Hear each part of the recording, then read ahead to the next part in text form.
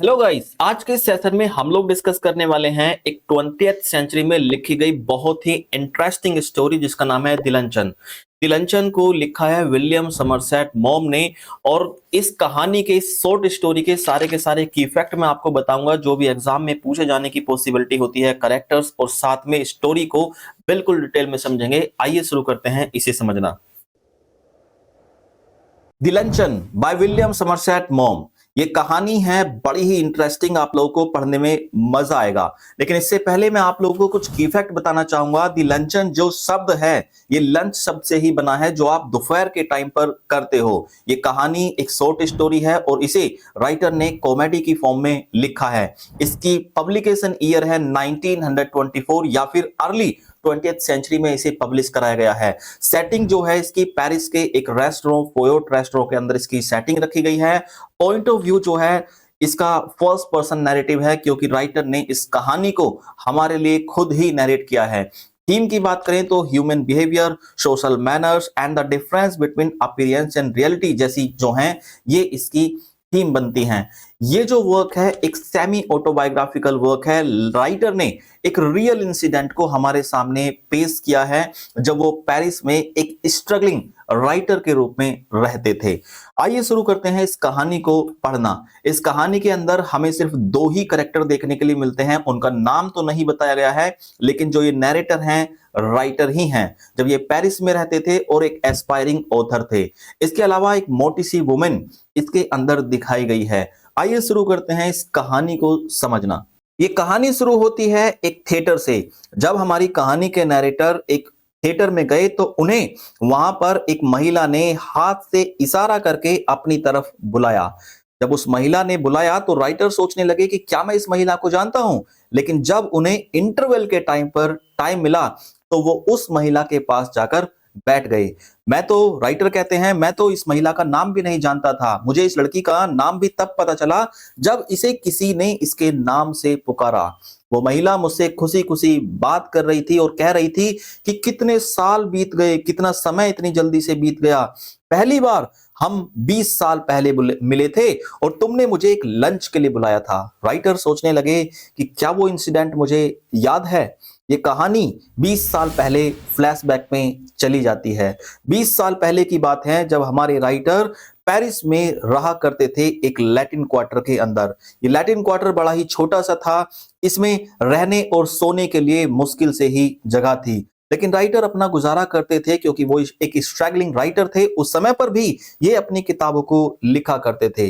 अब ये जो महिला है उन्हीं रीडर्स में से एक हैं जो हमारे राइटर की बुक्स को उस समय भी पढ़ा करती थी। एक बुक से प्रभावित होकर इस महिला ने हमारे राइटर के लिए एक लेटर लिखा जिसमें उनकी राइटिंग की इसने बहुत तारीफ की। अब एक लेटर कुछ समय बाद और मिलता है राइटर को जिसमें लिखा होता है कि ये महिला उनसे मिलना चाहती है क्योंकि ये पेरिस से होकर ही गुजरेगी। लेकिन लेटर के अंदर साफ साफ मेंशन किया गया था कि इस महिला के पास लिमिटेड टाइम है, इसलिए ये घर पर नहीं किसी रेस्टोरेंट में मिल पाएगी।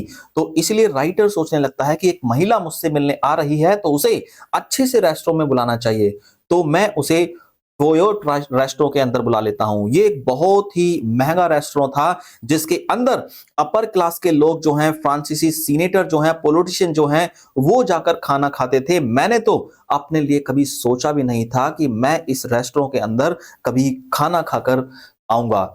लेकिन जब एक लड़की मुझे बुला रही है तो मैंने क्या नहीं सोचा था कि कोई लड़की मुझे ऐसे बुलाएगी और मैं उसे मना कैसे कर सकता हूं। मुझे मना करने का एक्सपीरियंस नहीं था।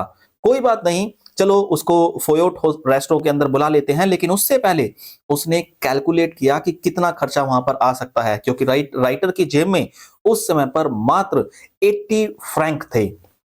अब उसने सोचा कि लड़की ही तो है, कितना खाएगी। मान लो अगर आ भी जाएगी तो ज्यादा से ज्यादा 15 फ्रैंक खर्च करा देगी। 2 हफ्ते तक कॉफी नहीं पीऊंगा, चल गया काम, कोई दिक्कत नहीं है। अब मैंने एक लेटर लिखा और उस लड़की को जवाब में कहा कि ठीक है, आप थर्सडे के दिन आ जाइए और मैं 12:30 बजे आपका फोयोट रेस्टोरेंट के अंदर इंतजार करूंगा। मिलने की मीटिंग फिक्स हो गई। वो राइटर उम्मीद कर रहा था कि जो लड़की मुझसे मिलने के लिए आएगी वो एक सुंदर, सुशील और जवान लड़की होगी। लेकिन जब मिलने के लिए आई तो वो 40 साल की एक महिला थी। वो मुस्कुरा रही थी। आकर मैंने उसको मेहमान नवाजी करते हुए बैठने के लिए कहा। अब वो मेरी तारीफ की जा रही थी, बहुत बोल रही थी चपड़-चपड़, लेकिन मैंने उसकी बातों को सुना, क्योंकि उसकी अधिकतर बातें मेरे बारे में ही थी। रेस्टोरेंट का मेन्यू आया। मेन्यू को देखकर मैं चौंक गया कि यहाँ पर हर डिश के जो दाम थे ना, प्राइस थे, वो बड़े ही हाई थे।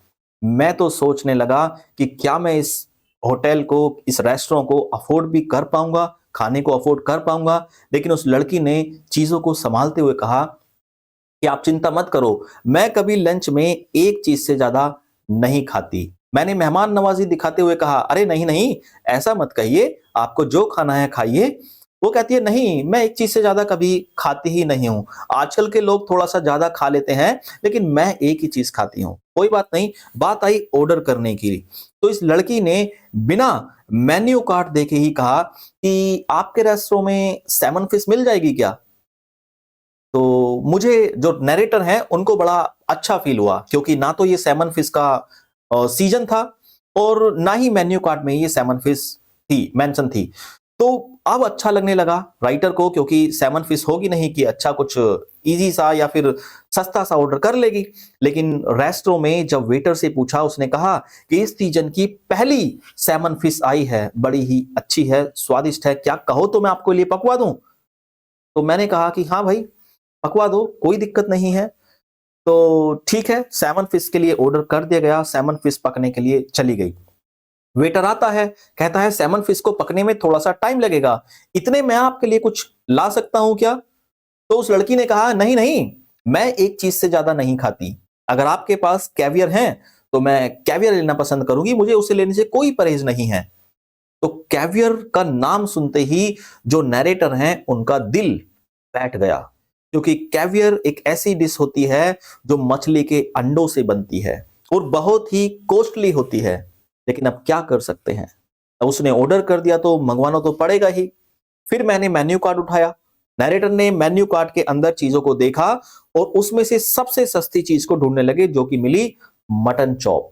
अब उन्होंने मटन चॉप को ऑर्डर कर दिया। जैसे ही मैंने मटन चॉप को ऑर्डर किया तो वो झट से बोली कि आपको मांस खाना ठीक नहीं है। मांस जो मटन चॉप है ये बहुत भारी होती है, हैवी होती है। अगर लंच में तुम इतना भारी खा लोगे तो फिर काम कैसे करोगे? वो लड़की ने कहा कि मुझे तो समझ में ही नहीं आता कि लोग पेट के अंदर इतना बोझ लेकर काम कैसे कर लेते हैं। वो हंसते हुए बात को इग्नोर कर दिया। बात आती है अब पीने की कि पीना क्या है। तो वो लड़की कहने लगी कि मैं लंच में कुछ नहीं पीती। तो मेरी जान में जान आई। नैरेटर सोचने लगा, चलो एक तो खर्चा बचा। लेकिन उसने आगे कहा कि सिवाय व्हाइट वाइन के, व्हाइट वाइन मैं पीना पसंद करूंगी, क्योंकि ये व्हाइट वाइन जो होती है ये पाचन क्रिया के लिए बहुत ही अच्छी होती है। अब फिर से मैं सोचने लगा कि एक और खर्चा। तो मैंने मेहमान नवाजी दिखाते हुए पूछा कि आप क्या लेना पसंद करेंगी? उसने दांत दिखाते हुए मुझसे कहा कि मेरे डॉक्टर ने तो मुझे शैंपेन के अलावा कुछ भी पीने की इजाजत नहीं दी है, तो मैं शैंपेन लेना पसंद करूंगी। तो मैंने थोड़ा सा हिचकिचाया, मेरा चेहरा पीला सा पड़ने लगा। फिर भी मैंने आधी बोतल शैंपेन ऑर्डर कर दी। उसने कहा कि तुम नहीं पियोगे क्या? तो मैंने उसको जवाब में कहा कि मेरे डॉक्टर ने तो मुझे कुछ भी पीने से मना किया है, तो तुम क्या पियोगे? पानी? पानी पी लूंगा मैं, पानी से ही काम चला लूंगा।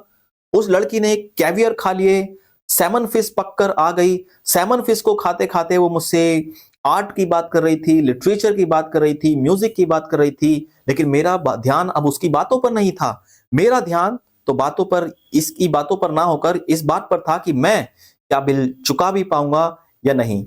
आखिरकार मेरा मटन चॉप आया। उसने बड़े सरप्राइज के साथ मुझे देखा और देखकर कहने लगी कि काफी भारी खाने की आदत है तुम्हें लंच में, ये गलती कर रहे हो तुम, मुझसे कुछ सीखो। अगर तुम लंच में हल्का खाना खाओगे या एक ही चीज खाओगे तो तुम बेहतर महसूस करोगे। हाँ, कोई दिक्कत नहीं है। अब ये सैमन फिश खा गई, ये कैवियर खा गई, मैंने मटन चॉप खा लिया। अब मुझे लगा कि अब ये और कुछ नहीं खाएगी, चलो वेटर को बुलाते हैं, बिल मंगवा लेते हैं। अब वेटर उसकी तरफ आया कि कुछ और चाहिए, तो मैंने इशारे से मना किया कि नहीं नहीं, अब कुछ नहीं चाहिए। उस लड़की ने भी कहा कि मैं भी, कुछ नहीं खाती हूँ लंच में, बस एक चीज खाती हूँ और वो भी दूसरे से बात करने के लिए। लेकिन मैं यहां से गुजर रही हूं, मैंने सुना है कि यहां पर जाइंट एस्पेरेगस बड़े टेस्टी मिलते हैं और अगर फ्रांस आए हो और एस्पेरेगस नहीं खाए तो मुझे बड़ा अफसोस रहेगा। तो जैसे ही मैंने उसके मुंह से एस्पेरेगस का नाम सुना तो मैं चौंक गया, क्योंकि ये बहुत महंगे होते हैं। मैंने बाजार में देखे तो थे, लेकिन अपने लिए कभी खाने की सोची भी नहीं थी। मैंने वेटर से पूछा कि क्या आपके पास एस्पेरेगस मिल जाएंगे? तो मैं चाहता था कि वो ना कर दे, लेकिन उसके चेहरे पे एक चमक आ गई। वेटर ने कहा कि अरे सर, हमारे रेस्टोरेंट के अंदर इतने स्वादिष्ट एस्पेरेगस मिलते हैं कि आप उंगलियां चाटते रह जाओगे। मतलब बहुत ही स्वादिष्ट। लेकिन मैंने कहा कि देखो, मुझे तो भूख नहीं है, मैडम के लिए कुछ एस्पेरेगस ला कर दे दो। ठीक है, कोई दिक्कत नहीं है, एस्पेरेगस ऑर्डर कर दिए गए। अब क्या करना है, अब जो खर्चा हो रहा है वो तो हो ही रहा है। एस्पेरेगस पकने के लिए गए हुए थे, अचानक मुझे घबराहट ने घेर लिया। इसकी वजह यह थी कि अब मुझे इस बात का डर नहीं था कि अभी महीना पूरा पड़ा हुआ है, मैं अपने महीने का खर्च कैसे चलाऊंगा। अब डर मुझे इस बात का था कि क्या मैं इस रेस्टोरेंट का बिल चुका भी पाऊंगा या नहीं। अगर मेरे पास 10-20 फ्रैंक कम पड़े तो क्या मैं अपनी मेहमान से उधार ले लूं? उसने सोचा, नहीं नहीं, लड़की से पैसे उधार मांगकर अपनी बेइज्जती थोड़ी ना करवाऊंगा। कोई दिक्कत नहीं है, अब मुझे बिल की टेंशन नहीं थी। उसने सोचा कि अगर मुझ पे पैसे कम पड़े तो मैं कह दूंगा कि भाई मेरे पैसे कहीं खो गए हैं, मेरा पर्स कहीं गुम हो गया है, और मैं यहां पे अपनी जो वॉच है उसको सबमिट करूंगा और कहूंगा कि बाद में मैं अपनी वॉच को लेकर चला जाऊंगा जब मेरे पास पैसे होंगे। तो अब मेरे पास कोई भी पैसे की चिंता नहीं थी। आखिरकार एस्पेरेगस आ ही गए। वो बड़े ही स्वादिष्ट थे, उनमें से उड़ती हुई मक्खन की महक मेरी नाक के अंदर जा रही थी। वो बेशरम महिला बड़े ही स्वादिष्ट एस्पेरेगस को खाकर खत्म कर देती है। फाइनली लगता है उसका पेट भर गया था। मैंने उससे पूछा, और कुछ लोगी, कॉफी लोगी? उसने कहा, हाँ एक कॉफी ले लेंगे, बट विथ आइसक्रीम। अभी भी उसने कॉफी के साथ आइसक्रीम को ऑर्डर कर दिया, लेकिन अब मुझे बिल की कहां परवाह थी। अब मैंने अपने लिए भी एक कॉफी ऑर्डर की और उसके लिए कॉफी और आइसक्रीम को ऑर्डर किया। उसने कहा कि तुम जानते हो कि हमेशा इंसान को लंच करते समय इस बात का खास ख्याल रखना चाहिए कि अगर उसे कोई उसकी मनपसंद चीज स्वादिष्ट खाने के लिए मिले तो वो अपने पेट में इतनी जगह रखे कि वो उसे खा सके। इसलिए लंच में हमेशा हल्का फुल्का ही खाना खाना चाहिए। तो नरेटर ने उस महिला से पूछा कि क्या तुम अभी भी भूखी हो? उसने कहा, नहीं नहीं, मैं तो आपके लिए बोल रही थी कि आपने इतना हैवी मटन चॉप खाया है ना। तो अब ये सोचने लगा कि मैं तो मटन चॉप खा के ही बैठा हूं, तो पूरी सैमन फिश खा गई, कैवियर खा गई, एस्पेरेगस खा गई, कॉफी पी गई, आइसक्रीम खा गई, अब क्या मुझे खाएगी? तो ये राइटर अपने सोच में चल रहे हैं, तभी अचानक से एक घटना और घटती है। घटना ये घटती है, जो इस रेस्टोरेंट का मेन वेटर है वो अपनी नकली स्माइल को लेकर आता है। वो कहता है कि आड़ू खाने हैं, ये आड़ू बहुत टेस्टी हैं। अब मैं समझ गया, क्योंकि ये बेमौसमी आड़ू थे, एज मौसम नहीं था आड़ू का। ऐसा लग रहा था कि इतने सुंदर आड़ू इटली के किसी देहाती एरिया से मंगवाए गए हैं, ये बहुत कॉस्टली होंगे। मैं सोचने लगा कि ये कहीं आड़ू ना उठा ले, लेकिन जितने मैं सोच ही रहा था, इस लड़की ने एक आड़ू को उठा लिया और कहा कि हाँ, मैं अभी एक आड़ू को टेस्ट कर सकती हूं, मेरे पेट में अभी इतनी जगह है। कोई दिक्कत नहीं है भाई, उठा ले, तू खा ले जितना खाना है। आखिरकार बिल आता है। जब बिल आता है तो बिल जो होता है वो 77 फ्रैंक का होता है। तो मेरे पास जो जेब में थे वो 80 फ्रैंक्स थे। तो मैंने वेटर को वो 80 फ्रैंक दे दिए। अब वेटर मुझे देखने लगा कि मात्र 3 फ्रैंक की टिप, लेकिन मैं क्या करता, मेरे पास तो और पैसे ही नहीं थे देने के लिए। आखिरकार हम उस रेस्टोरेंट से उठे, बाहर की तरफ को आए। मैंने उस लड़की से हाथ मिलाया और उस लड़की ने चलते समय भी मुझसे एक सलाह दे दी।